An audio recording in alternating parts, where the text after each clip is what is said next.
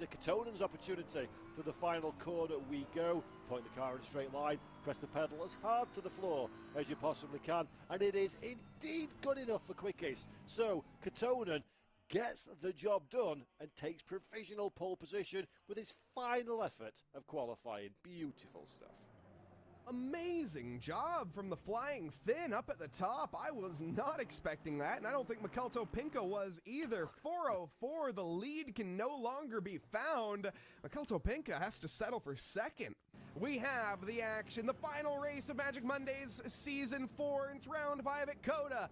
Vile Kotonen at the top with Mikael Topinka alongside. As we approach the Christmas tree, the lights are on, and they are ready to go green, green, green for the final time of the championship. And it's a dead even heat all the way through, but Kotonen should have the advantage. Who is going to get it, though? Is it going to be Pauly to the inside now of Topinka? It looks like the AMG is going to take it. The BMW left for what? It looks like he's left for the inside line through the S's side by side. He muscles his way back into second, not allowing the AMG the advantage. Behind it, everybody else seems to be fairly nip and tuck with a couple collisions happening in the first corner. But all in all, Paul, we have a clean racing here in 59 minutes to go. It's going to be interesting for Dan how fast he can find his way through the field to get himself inside that all-important top 6. We're right on board with the number 126. Our provisional champion is an absolute certainty, in fact, coming into this one. And Dan, the first to last challenge, Mike, it's been just under 6 minutes and he's already taken 11 places. Now that, my friend, ain't a bad result. No, he's carving through the field like a turkey, to be completely honest. And I think putting up a defense to Dan Watts, if you are the likes of Craig Hill or Concheta or Remco Ottens, would be about as useful as a speed bump on a runway. So you're better off just to let the man through and let him try to take the win of this race. Because he has, like you said, already made up a tremendous amount of positions. 10, we're about to make it 11 more than likely. Heck, maybe even 12 into the first corner. Let's watch along and find out. We'll see if he can climb the hill and climb the ranks as he has the McLaren ahead. Double slipstream effect, though, for the BMW, punching a big old hole in the air down to the inside of Craig Hill, and Craig sees the writing on the walls. He doesn't want to play too much part of that. He gets a little bit of a contact from behind from the Porsche, but no harm, no foul. Jack Evans there, just a little bit of a misjudgment. And the thing is, about Dan Watts, we know he's quick, so I don't mean to disparage his performance in any way, shape and form, but to see him carving through the field is kind of expected, because he's a really good, strong driver. What's more impressive, with such a big field on such a difficult circuit, he's navigated trouble. He's got away. There's no damage on that car. It is immaculate. He's not got into any kind of strife, while quickly and efficiently clearing the field. And here we go again. Concheta in the Porsche has the outside line. Dan has the traditional overtaking spot. Gets it done. Neat, millimetre precise. No extra effort required. Just mechanical. Does the job. Thank you very much. On to the next one. And that's more impressive than pace for me. That's clever racecraft, smart racecraft, committed and dedicated. Loving to see that.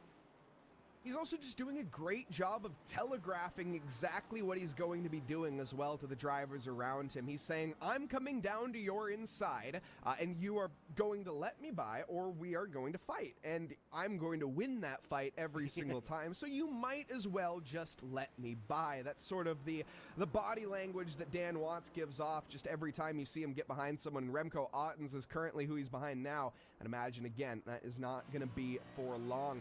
We look up, though, to the fight at the top of the field, as this is still a battle for P1. Vile Kotonen has not been able to drop the field right now. Mikael Topinka keeping up with him and still in the slipstream. Malte Pauly just in sight as well in that background. He'll be joining this conversation if those two decide to start squabbling with each other, or we have a mistake from both drivers, and that allows the AMG a position for potentially free. It's confusion for Victor Abramov as well. He's under pressure pressuring Hajo Horman. No changes in positions, but almost utter calamity on lap 4. Pauly here with a brilliant move on lap 5. It looks to get, Mikelto Pinka trying to steal it back from him. In fact, he's going to. There's almost no way.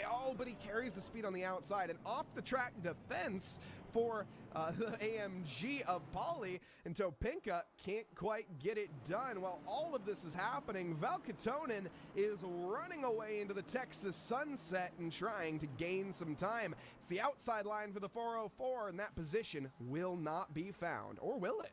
Oh, it is. Mistake bravo. all right, on cue. Monty Pauly messes up. And here we go then, look. 42 minutes left on the clock, starting at the very back of the grid. Dan Watts is up to 9th. And I reckon Lucas Fisher, sadly for Lucas, is not going to be in 8th for much longer. So Dan Watts is almost into 8th place with only 20 minutes of racing in the bag.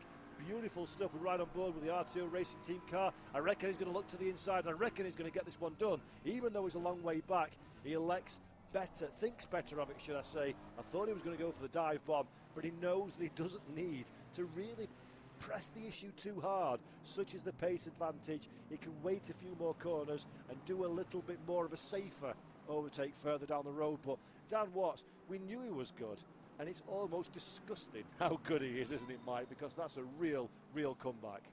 Anyway, so quick look at this one for a moment, because this is Victor Abramov that we're riding on board with. Well, the hood camera of the number 29 Aston Martin GT3. You might be asking yourself, where's Mikelto Pinka gone? There he is. It was being shadowed precisely by the AMG Mercedes of Monty Pauly, and you couldn't quite see him because they are so close. They're almost as one. Beautiful camera shot that we saw there to bring everybody into the same scene. As Mike mentioned, these 3 cars are very soon to become 6. Such is the proximity of everybody around. That is one of our drivers coming out of pit lane, having served their pit stop. I think Lawrence is in pit lane as well, one of the higher placing cars to have made their first stop. This is another opportunity for Abramov. He's got the inside line. Goodness gracious me, what did you have for breakfast? Because that was very brave, and Monty Pauly did incredibly well to recognise that there was going to be a car in the way and bailed out of that one. It's broken the gap up, Mike, but that was a stunningly brave and committed overtake. That was absolutely brilliant. As he said, I think he's putting a little bit of goat milk in his Wheaties for breakfast. That was an amazing move. Now, one thing I'd like to see now is Monty Pauly pit. I think this is the time. Monty Pauly clearly is struggling a little bit. He's lost 2 positions in 1 lap. I wonder if the tires are starting to play a role. This is the time, I think, to pull the trigger and do the undercut. Go for the earliest stop. We're right around the proper time. You might want to make it 1 more lap for that quote-unquote ideal window. But I think if you are Monty Pauly, this is the ideal window. You want to go this lap.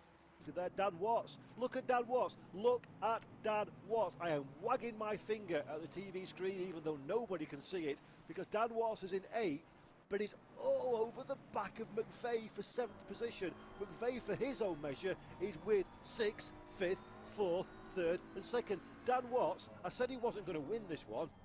I'm not convinced that's true anymore. And there we go. Thank you very much, McVeigh. See you later. Now 7th.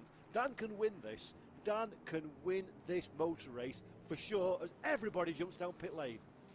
Yep, indeed. And actually, that was Monty Pauly leading the charge. That's exactly what I want to see. This is perfect. If we could have drawn this drama out in any way, again, I don't think we could have scripted it this manner, but this is incredible. So Pauly has the undercut. He has to have the best lap of his life right now, and he really needs these 2 to start squabbling with each other. If Abramov and Topinka battle each other on this lap, it's guaranteed pretty much that Pauly will take the lead. Or if you get stuck behind a back marker, that could also play a pivotal role. Monty Pauly, I think, has played this card perfectly.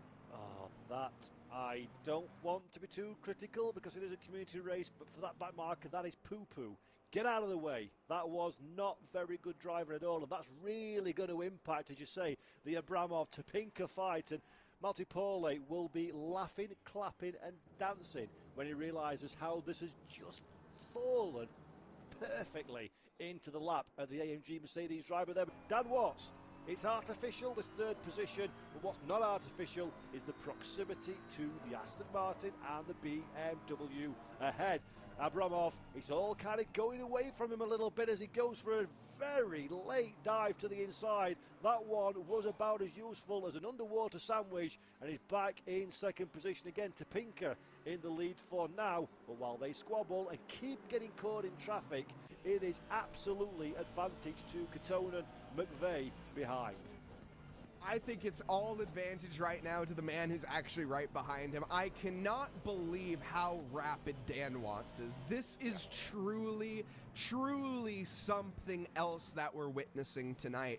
Dan Watts started in the back of the grid, everybody, and he is currently battling for the lead of the race. Now, granted, our actual official race leader has Pitt Vile Katonen, and they did a solid stop. They're going to be in the lead of this race, no doubt, once everybody makes their stop. However, Dan Watts, I don't see how you stop this man. Both of us predicted at the top of the broadcast that he wasn't going to win this race, and I'll be honest, Paul, I think we're going to be eating our words. I absolutely am certain of that one. Topinka, wow, that was as late as it wants to be for jumping down pit lane. He saw that Abramov made the move and elected to jump in and shadow the Aston Martin. So they're both in. Dan Watts takes over the race lead, but of course it isn't the race lead because he's still to make his pit stop. There's holy smokes. Okay. We're about to have three drivers, potentially three wide right now. Mikhail Topinka and Viktor Abramov side by side on the exit of pit lane. Someone has to give here. The BMW looks like they're going to be able to take it, and they're sailing on into the distance. Matti Pauli with the perfect strategy call. Now, how long can they keep this ahead? I think they can keep it for an extended period, but they need to be on their best behavior. Pauli has wrung the neck of that car. 2:05.9 was the previous lap, which is good enough. That's faster than Topinka. That's faster than Abramov's fastest lap as well. So this is the pace that Pauli needs to keep if they want to get second position, heck, maybe third at the rate Dan Watts is going. At the front of the field, and that is effectively who will be your race leader, the Finnish driver. Katonen has been beautiful in this race. Got the launch from pole position, hasn't theoretically put a foot wrong, although he did go a little bit sideways there. This has been a very measured drive, hasn't it, Mike? Yeah, it's been a textbook drive for the Beowulf. Started in first, continues in first. Whilst this has been happening, Dan Watts, he went for the overcut on those two drivers, and that worked out. He gained 2 positions for free off of strategy. Yeah, fabulous stuff. He's got the speed, he's got the skill, he's got the overtaking capability, he's got the risk management, and he's also got the strategy. You frustratingly complete driver, Dan Watts, for the RTO Racing team. Back to this battle, of course, Dan Watts here. Another thing to keep in mind, these are 2 silver-plated drivers as well, so sort of an out-of-class fight. Dan really has nothing to gain besides the actual on-track position here. This isn't going to affect his points. But again, points he doesn't care about. He's won literally every single race up to this point. He just wants to win. That is all Dan wants to do. He's made the most difficult he possibly can on himself, and it's looking like he might still win. Yeah, it's really, like, I cannot say this enough.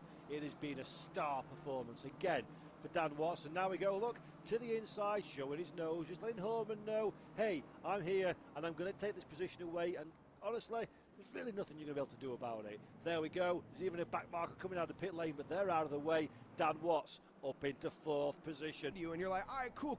I'll race you, Dan. We can race. And then he just outbrakes you, no matter what you do.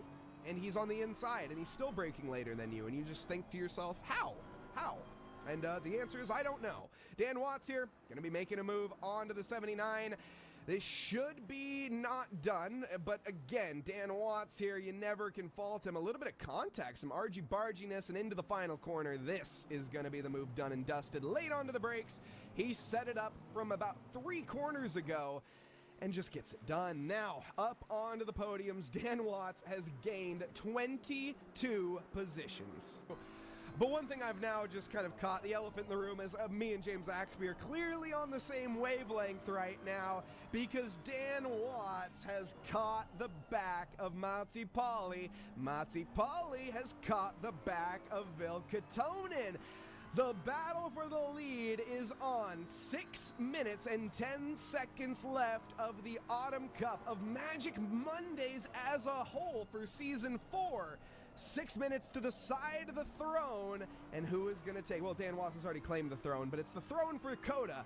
And Dan Watts, he wants to win more than just the championship. He wants to do it in style. This is absolutely beautiful. As you say, less than 6 minutes now. All three cars are in the same shot. Dan Watts, if this was real life, he would be able to smell the fuel pipe of Kotonen's BMW in the race lead. Now, it's a gap that can be made up for sure in the time that's left, but there's the small matter of this man, Malte Pole, the German driver, car number 5 in the HRT AMG Mercedes GT3, is not, absolutely not, likely to make a mistake. As he makes a mistake, opens the door and completely utterly writes off everything I was about to say. On you go. I was actually about to mention, it really looked like Paulie was driving in his rearview mirror. I think as soon as Dan Watts caught him, I noticed the pace drop immensely because he closed the gap to Kotonen rapidly and then ends up, as soon as Dan enters the conversation, he's driving in his rearview mirror, and that is the result. You hyper-focus on Dan Watts, and he's going to hyper-focus right back on you, and there we go. Dan Watts, second position, 23 positions gained, one more left to go for the last to first challenge in the final round of Magic Mondays at COTA. Absolutely fabulous stuff. The sun is setting on the Circuit of the Americas. The sun is setting on the 4th season of Magic Mondays. This season, in season 4, we have said these words many times. Dan Watts wins at insert track name. 4 minutes and 10 seconds time, I have a sneaking suspicion that my good friend Mr. Mike Noss will be saying those very words again for Dan Watts. The RTO Racing Team driver has 4 minutes, probably around 2 laps worth of racing, because it's a nip over 2 minutes per lap. Opportunities are reducing rapidly, time is reducing rapidly, but Dan Watts is a man you do not bet against under any circumstances. Kotonen has been excellent at the front of the field, and we've not seen him defending yet, Mike. It's going to be a huge amount of pressure for the Finnish driver at the head of the pack to hold on to this for just 2 sweet laps left to go. Yeah, I just don't know how he's going to do it. Yeah, I don't know.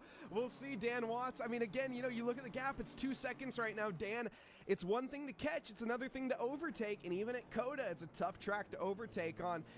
If Ville Kotonen can hold this off, this will be a truly incredible drive, but if Dan Watts can get it done, he will prove that he is the Magic Mondays champion without a question of a doubt. He won last season. He managed to take the throne over the rest of the field. He finished ahead of, let me just double check that, as I thought I had it up, I don't. Dan Watts, he finished ahead of Paul Sadlowski and Henrik Zimmerman in the previous championship by 20 points over the rest of the field. This time, it's looking like he is going to blow the championship doors wide open. In the previous one as well, Dan, his worst result was a 4th place, and he had a P2 and a P4. He changed it in this one. We mentioned as each Magic Monday goes on, it gets better and better. The same could be said for Dan Watts. However, I don't know how I can get much better from this. This is incredible. Dan Watts, everybody. You can see the Lone Star Sun in the background setting over the Texas sky, and Kotonen, I think he sees his rearview mirror now and is again hyper-focusing on behind. 1 lap to go. This is going to be it, everybody. Dan Watts has 3 miles to take the win. Yeah, this is going to be a signed, sealed and delivered done deal for Dan Watts. I don't even think we're going to get through half of this lap before, at the very least, we're in a launch and attack position. It is such a class drive from Dan Watts. I feel heartbroken for Kotonen. He's led this one beginning to end, made 0 mistakes, been rapid when he needed to be, been intelligent when he needed to be. But sometimes, no matter how stout you are, no matter how strong you are, in the face of a whirlwind, you've got absolutely nothing you can do about it. And my goodness me, Dan Watts is that whirlwind. He has been brilliant. We've got about half a lap to go, Mike. Take it over to the flag, please. Like a butterfly through a windstorm, Dan Watts has climbed this field. We have a 0.75 mile straight ahead of us and a 7/10 gap. This is the best shot for Dan Watts right now. There's still a few more chances left. Dan Watts, the RTO Racing Team, Vilka Tonen ahead, has to defend. Not close enough this time. We go into the next corner complex through 13 into 14. No dice to be found just yet. Dan's betting it all on black. Let's see what happens.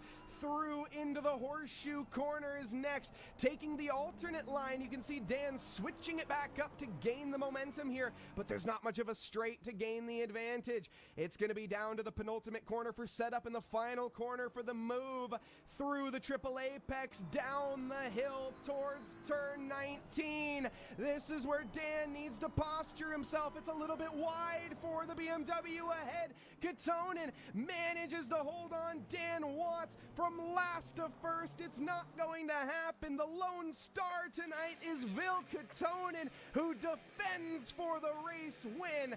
Dan Watts takes home second after 24 positions gained and a championship victory on top. Matti Pauli, hats off to him as well.